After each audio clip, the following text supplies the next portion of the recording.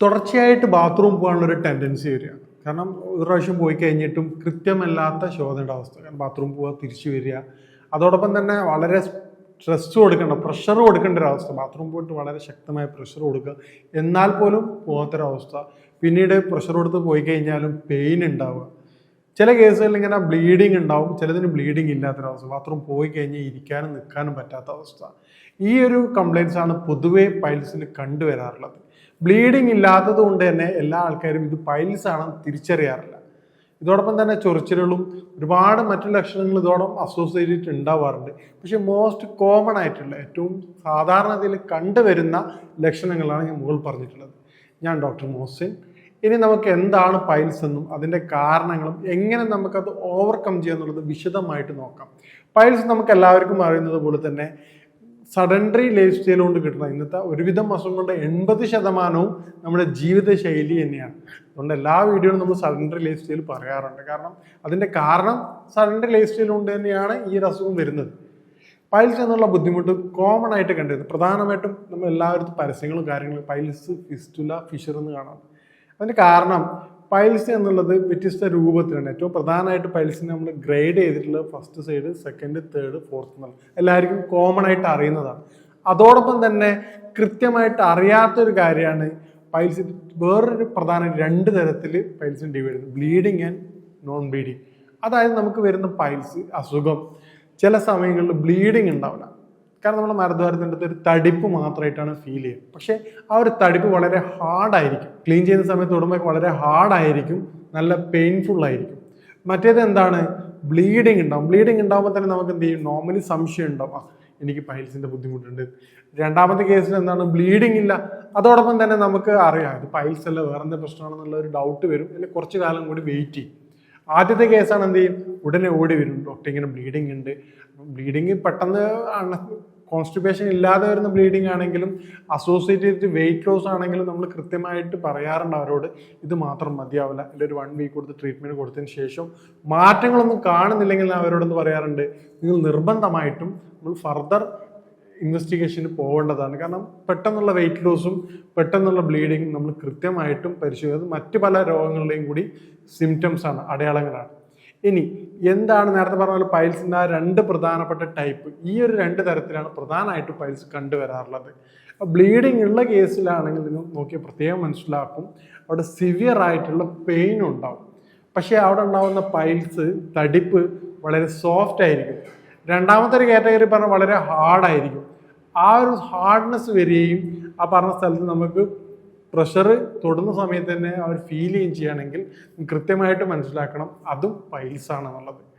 ഇനി എന്താണ് പൈൽസിൻ്റെ കാരണങ്ങളെന്ന് നോക്കാം. ഏറ്റവും പ്രധാനമായിട്ട് നമ്മൾ പറയുന്ന കാരണം പൈൽസിൻ്റെ വരുന്നത് നമ്മുടെ ഫുഡിൻ്റെ, ഡയറ്റിൻ്റെ ഏറ്റവും പ്രധാനപ്പെട്ട കാരണം. കാരണം വളരെ ഫൈബർ കണ്ടന്റ് കുറവുള്ള ഫുഡ് കഴിക്കുക, ഹൈ ഓയിൽ ഫുഡ് കഴിക്കുക. ഇത് ബോഡിയുടെ ഓരോരുത്തരുടെയും ബോഡിയുടെ ടെമ്പറമെന്റ് അനുസരിച്ച്, ബോഡിയുടെ പ്രകൃതി അനുസരിച്ച് വ്യത്യസ്തമാണ്. ഇതിനു മുമ്പത്തെ ഒരു വീഡിയോയിൽ കൃത്യമായിട്ട് പറഞ്ഞിരുന്നു. നമ്മുടെ ഇപ്പോൾ ഒരു ഫ്രണ്ട്സ് ഒന്നിച്ച് പോണ സമയത്ത് ഒരാൾ ബീഫ് എല്ലാവരും കഴിക്കുകയും തൊട്ടടുത്ത ഒരാൾക്ക് മാത്രം ബീഫ് കഴിക്കുമ്പോൾ ബ്ലീഡിങ് വരികയും ചെയ്യും. ബീഫ് എന്നുള്ളത് ചൂട് കൂടിയൊരു ഭക്ഷണമാണ്. ആ ചൂട് കൂടിയ ബോഡിയുള്ള ആളെ സംബന്ധിച്ചിടത്തോളം എന്താവും, ബീഫ് കഴിക്കുന്ന സമയത്ത് പെട്ടെന്ന് തന്നെ ബ്ലീഡിങ് ഉണ്ടാവും. ഇതേപോലെ തന്നെ നമ്മുടെ മാമ്പഴക്കാല സമയത്ത് നമ്മുടെ മാങ്ങയുടെ സീസണിൽ വളരെ കോമൺ ആയിക്കൊണ്ട് പൈൽസിൻ്റെ കംപ്ലൈൻറ്റ് വരാറുണ്ട്. കാരണം ചൂടുള്ള ശരീരപ്രകൃതിയിൽ മാങ്ങ കഴിക്കുന്ന സമയത്ത് ബ്ലീഡിങ് വളരെ കോമൺ ആണ്. അപ്പോൾ നമ്മുടെ ഭക്ഷണം ഇതൊരു ഡയറക്റ്റ് ബന്ധമുള്ള കാര്യമാണ്. പിന്നെ നേരത്തെ പറഞ്ഞതുപോലെ തന്നെ നമ്മുടെ ഭക്ഷണ രീതിയിൽ മാറ്റങ്ങൾ വരുത്തുകയാണെങ്കിൽ നമുക്ക് പൈൽസ് എന്നുള്ള കാര്യങ്ങൾ ഒരുവിധം നമുക്ക് തന്നെ അത് കൺട്രോൾ ചെയ്യാൻ പറ്റും. പൈൽസ് എന്നുള്ള അസുഖം നമ്മൾ ജസ്റ്റ് പൊതുവേ പറയാറുള്ളത് നമ്മുടെ ഒരു ജീവിതശൈലി പോലെ, അതായത് ഉദാഹരണത്തിന് ഇപ്പോൾ ടയറിൻ്റെ ഒരു പഞ്ചർ ആവണത് പോലെ നമ്മളത് റൂട്ടിൽ കൂടെ പോയിട്ട് പഞ്ചറായി കഴിഞ്ഞാൽ വീണ്ടും അതേ റൂട്ടിൽ കൂടി പോയാൽ എന്ത് ചെയ്യും, സ്വാഭാവികമായിട്ടും പഞ്ചർ വരും. അതേ അവസ്ഥയിൽ നമ്മുടെ ജീവിതശൈലി മാറ്റം വരുത്തുകയാണെങ്കിൽ അതേ അവസ്ഥ വീണ്ടും വരും. ഈ കോമൺ ആയിട്ട് ചില പേഷ്യൻസ് ഒന്ന് പറയാറുണ്ട്, ഡോക്ടർ ഇതുവരെ ഒരു കുഴപ്പമുണ്ടായിരുന്നില്ല, ഇപ്പം 4-5 വർഷമായി ഡോക്ടർ ആ ബുദ്ധിമുട്ടൊക്കെ മാറിയിട്ട് എല്ലാ ഭക്ഷണങ്ങളും കഴിക്കാറുണ്ടായിരുന്നു, പക്ഷേ ഇന്ന് പെയിൻ കില്ലർ കഴിച്ച സമയത്ത്, പല്ലുവേദനയുടെ സമയത്ത് തന്ന പെയിൻ കില്ലർ കഴിച്ച സമയത്ത് ഈ ഒരു ബുദ്ധിമുട്ട് വന്നിട്ടുണ്ട്. അപ്പോൾ നമ്മൾ ആ പേഷ്യൻസിനോട് കൃത്യമായിട്ട് പറയാറുണ്ട്, ഒരു പ്രാവശ്യം പൈൽസ് വന്ന വ്യക്തികളാണെങ്കിൽ നിങ്ങൾ നിർബന്ധമായിട്ട് നിങ്ങളുടെ മോഷൻ കുറയുന്ന സമയത്ത്, ശോധനക്കുറവ് വരുന്ന സമയത്ത് നിങ്ങൾ നിർബന്ധമായിട്ട് എന്ത് ചെയ്യേണ്ട ആവശ്യമുണ്ട്? നിങ്ങളുടെ ഒരു ദിവസം ശോധന കുറയുകയാണെങ്കിൽ പിറ്റേ ദിവസം നിർബന്ധമായിട്ടും നിങ്ങളുടെ ഭക്ഷണ രീതി നിങ്ങൾ പൂർണ്ണമായിട്ടും മാറ്റിയെടുക്കേണ്ടതുണ്ട്. കാരണം ഈസിലി ഡൈജസ്റ്റീവ് ആയിട്ടുള്ള അല്ലെങ്കിൽ ഫൈബർ കണ്ടന്റ് കൂടുതലായിട്ടുള്ള ഫുഡുകൾ കഴിക്കുകയാണെങ്കിൽ നമുക്ക് ആ ഒരു പൈൽസ് എന്നുള്ളൊരു ഘട്ടത്തിലേക്ക് പോവാതെ തന്നെ അത് വളരെ പെട്ടെന്ന് തന്നെ ക്ലിയർ ചെയ്യാൻ പറ്റും. അത് നമുക്ക് ഏറ്റവും സഹായിക്കുന്ന നേരത്തെ പറഞ്ഞ ഭക്ഷണ രീതിയാണ്. ഏറ്റവും പ്രധാനം ബാർലി. രാത്രി കാലങ്ങളിൽ പൈൽസിന്റെ ബുദ്ധിമുട്ട് ഏതെങ്കിലും രൂപത്തിൽ സംശയം തോന്നുകയാണെങ്കിൽ നമുക്ക് ഏറ്റവും ബെസ്റ്റ് എന്താണെന്ന് പറഞ്ഞു കഴിഞ്ഞാൽ സലാഡ്, കുക്കുംബർ കൂടുതലായിട്ട് കഴിക്കുക. അതോടൊപ്പം തന്നെ രാത്രിയത്തെ ഭക്ഷണം അളവ് കുറയ്ക്കുക. വെള്ളം കൂടി നിർബന്ധമായിട്ടും 2 മുതൽ 3 ലിറ്റർ കുടിച്ചോ എന്നുള്ളത് ഉറപ്പുവരുത്തുക. അതോടൊപ്പം ഏറ്റവും പ്രധാനപ്പെട്ടാണ് ഫിസിക്കൽ ആക്ടിവിറ്റീസ്. നമുക്ക് നോക്കിയാൽ മനസ്സിലാവും ഗർഭിണികൾ അവർക്ക് ഈ പൈൽസിന്റെ ബുദ്ധിമുട്ട് കൂടുതലായിരിക്കും. കാരണം എന്താണ്? 2 കാരണങ്ങളുണ്ടെങ്കിൽ ഏറ്റവും പ്രധാനപ്പെട്ടത് അവർ ഫിസിക്കൽ ആക്ടിവിറ്റീസ് കുറവായിരിക്കും. അതുപോലെ രാത്രിയത്തെ ഉറക്കത്തിന്റെ ബുദ്ധിമുട്ടുണ്ട്. രാത്രിയത്തെ ഫിസിക്കൽ ആക്ടിവിറ്റീസ് പോലെ തന്നെ വളരെ ഇമ്പോർട്ടൻ്റ് ആണ് എന്ത്? രാത്രി ഉറക്കത്തിന്റെ വിഷയം. കാരണം വളരെ വൈകി ഉറങ്ങുകയും വൈകി എഴുന്നേൽക്കുകയും ചെയ്യുന്ന വ്യക്തികളിൽ വളരെ കോമൺ ആണ് പൈൽസിന്റെ ബുദ്ധിമുട്ട്. ഈ റംസാൻ കാലത്തിന് ശേഷം, നോമ്പിന് ശേഷം നമുക്ക് പേഷ്യന്റ് OPയിൽ വളരെയധികം വരുന്നൊരു കേസാണ് പൈൽസിന്റെ ബുദ്ധിമുട്ട്. കാരണം എന്താ പറഞ്ഞാൽ രാവിലെ പ്രഭാത നമസ്കാരത്തിന് ശേഷം എല്ലാവരും കിടന്ന് ഉറങ്ങുന്ന സമയമാണ്, കുറച്ചൊന്നും മയങ്ങുന്നതാണ്. ആ സമയത്ത് കൃത്യമായിട്ടുള്ള ശോധന ഇല്ലാത്തവരെയും പിന്നീട് ബാത്റൂമിൽ പോയിട്ട് ഓവറായിട്ട് പ്രഷർ കൊടുക്കുകയും ചെയ്യുമ്പോഴാണ് ഈ പൈൽസിനുള്ള ബുദ്ധിമുട്ടുണ്ടാവുന്നത്. ചില പേഷ്യൻസ് പറയാൻ നമുക്ക് തന്നെ അറിയാൻ പറ്റും. നമ്മൾ വീട്ടിലൊക്കെ ആൾക്കാർ മൊബൈലോ അല്ലെങ്കിൽ ബുക്സൊക്കെ എടുത്തിട്ട് ബാത്റൂം പോകുന്ന സമയത്ത് പിന്നീട് അവർക്ക് ഈ ബുദ്ധിമുട്ട് സ്റ്റാർട്ട് ചെയ്യും. കാരണം കൂടുതലായിട്ട് സ്ട്രെയിൻ ചെയ്യുന്ന സമയത്ത് റെക്ടൽ വെയിനിന് പ്രഷർ വരും. അത് പിന്നീട് പൈൽസായിട്ട് മാറും. അപ്പോൾ നേരത്തെ പറഞ്ഞ പോലെ നമ്മുടെ ഫുഡിൻ്റെ കാര്യത്തിലായാലും ചില മെഡിസിൻസിൻ്റെ കാര്യങ്ങളിലായാലും പിന്നെ നമ്മുടെ ആ ഒരു ലൈഫ് സ്റ്റൈലും ശ്രദ്ധിച്ചിട്ടില്ലെങ്കിൽ നമുക്ക് പൈൽസ് പൂർണ്ണമായിട്ട് മാറ്റിയെടുക്കാൻ പറ്റില്ല. കാരണം അത് ഓരോരോ കാരണങ്ങൾ കൊണ്ട് തിരിച്ചു വരും. അപ്പോൾ എന്ത് ചെയ്യേണ്ടതാണ്? നമ്മുടെ കാരണം കണ്ടെത്തി ചികിത്സിക്കുക എന്നുള്ളതാണ് പൈൽസിൻ്റെ ഏറ്റവും പ്രധാനം. അതിൽ ഏറ്റവും ബെസ്റ്റ് ആയിട്ടുള്ള ഒരു മെത്തേഡ് എന്താണെന്ന് പറഞ്ഞു കഴിഞ്ഞാൽ നമുക്ക് കൃത്യമായ രൂപത്തിൽ രാത്രിയത്തെ ഭക്ഷണം ക്രമീകരിക്കുക എന്നുള്ളതാണ്. പൈൽസിൻ്റെ ഹിസ്റ്ററി ഉള്ള ഒരു വ്യക്തിയാണെങ്കിൽ നിങ്ങൾ നിർബന്ധമായിട്ടും 4 അത്തിപ്പഴവും അതോടൊപ്പം തന്നെ ഒരു ½ ടീസ്പൂണ് കറുത്ത മുന്തിരിയും ചേർത്ത് കഴിക്കുകയാണെങ്കിൽ ഒരുവിധം പൈൽസിന് നിങ്ങൾക്ക് പൂർണ്ണമായിട്ടും കൺട്രോൾ ചെയ്യാൻ പറ്റും. അതോടൊപ്പം കുക്കുംബർ കൂടുതലായിട്ട് ഉപയോഗിക്കും. കുക്കുംബർ ഉപയോഗിക്കുമ്പോൾ എന്ത് ചെയ്യും? കൂടുതലായിട്ട് ഡൈജസ്റ്റിങ്ങിന് ഹെൽപ്പ് ചെയ്യും. രാത്രി ബാർലിയുടെ ജ്യൂസോ ബാർലിയുടെ ഉപ്മാവോ അല്ലെങ്കിൽ ബാർലിയുടെ ഐറ്റംസ് കഴിക്കുകയാണെങ്കിൽ അത് മോഷൻ വളരെ എളുപ്പമാകാൻ സഹായിക്കുന്നതാണ്. ഇത് നമ്മുടെ പൈൽസിൻ്റെ തടിപ്പ് കുറയ്ക്കുകയും ഈ ബുദ്ധിമുട്ടുകൾ കുറയാൻ വളരെ ഹെൽപ്ഫുള്ളാണ്. അപ്പോൾ നേരത്തെ പറഞ്ഞ കാര്യങ്ങൾ ശ്രദ്ധിക്കുകയാണെങ്കിൽ നമുക്ക് എന്ത് ചെയ്യാൻ പറ്റും? പൈൽസിൻ്റെ ബുദ്ധിമുട്ടും കാര്യങ്ങളും പൂർണ്ണമായിട്ടും മാറ്റിയെടുക്കാൻ പറ്റും. ഏറ്റവും പ്രധാനമാണ് നമ്മുടെ ജീവിതശൈലിയും അതോടൊപ്പം എന്തുകൊണ്ടാണ് എനിക്ക് പൈൽസ് വരുന്ന എന്നുള്ള അവസ്ഥയും. പൈൽസിന്റെ കോമൺ ആയിട്ടുള്ള ലക്ഷണങ്ങൾ നമുക്ക് എല്ലാവർക്കും അറിയുന്ന ലക്ഷണങ്ങൾക്ക് പുറമെ ഏറ്റവും പ്രധാനപ്പെട്ട ലക്ഷണമാണ് ചൊറിച്ചിലുണ്ടാവുക. ചില പേഷ്യൻസ് ഒന്ന് പറയാറുണ്ട്, ഡോക്ടർ കൃമി ഉള്ളത് പോലെയാണ് എനിക്ക് ഫീൽ ചെയ്യുന്നതെന്ന് പറയും. അപ്പോൾ അവരുടെ ഹിസ്റ്ററി എടുത്തു നോക്കുമ്പോഴാണ് നമുക്ക് എന്ത് ചെയ്യണത്? കൃമിയല്ല, യഥാർത്ഥത്തിൽ വില്ലൻ വരുന്നത് പൈൽസാന്നുള്ളത് മനസ്സിലാവുന്നത്. ചില പേഷ്യൻസ് എന്താ പറയുക, ഡോക്ടർ എനിക്കിങ്ങനെ യൂറിൻ പാസ് ചെയ്യണം തോന്നും, പക്ഷേ യൂറിൻ പാസ് ചെയ്യാൻ പറ്റാത്ത അവസ്ഥ. മോഷന് ബുദ്ധിമുട്ടുള്ള സമയം തന്നെ യൂറിൻ ഡ്രോപ്സ് ആയിട്ട് പോകാം. ഏജുള്ള ആൾക്കാരാണ് സ്വാഭാവികമായിട്ട് എന്ത് ചെയ്യായിരിക്കും? പ്രോസ്റ്റേറ്റിന്റെ ബുദ്ധിമുട്ടാന്ന് വിചാരിക്കും. പക്ഷെ അന്ന് റൂൾ ഔട്ട് ചെയ്യുന്ന സമയത്താണ് ഇത് പൈൽസ് കൊണ്ടാണ് ഈ ബുദ്ധിമുട്ട് വരുന്നത് എന്നുള്ള മനസ്സിലാക്കുന്നത്. ചില പേഷ്യൻസിന് അതുപോലെ തന്നെ മ്യൂക്കോസൽ ഡിസ്ചാർജ്, ഒരു കഫം പോലെ ഉണ്ടാകുന്ന ഡിസ്ചാർജ്, കൃത്യമല്ലാത്ത ഒരു സാറ്റിസ്ഫൈഡ് അല്ലാത്ത ശോധന, കൃത്യമായിട്ടുള്ളല്ലാത്ത മലബന്ധം ഇതിന്റെ കാരണമാണ്.